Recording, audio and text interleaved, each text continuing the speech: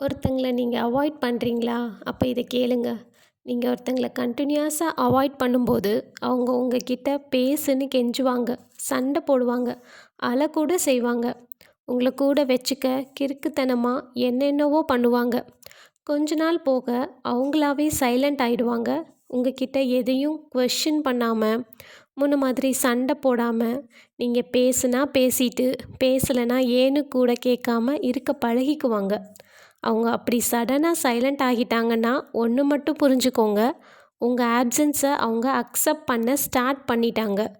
அவங்க மனசு நீங்கள் இல்லைன்றத ஏற்றுக்க பழகுனதுக்கப்புறம் எவ்வளோக்கு எவ்வளோ உங்களை தேடி வந்தாங்களோ அவ்வளவுக்கு அவ்வளோ அவங்களே உங்களை விட்டு டிஸ்டன்ஸாக போயிடுவாங்க. இதுதான் ரியாலிட்டி.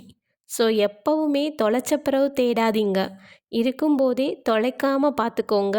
ஏன்னா லைஃப்பில் சில விஷயங்கள் தொலைச்சா தொலைச்சது தான், திரும்ப எல்லாம் கிடைக்காது.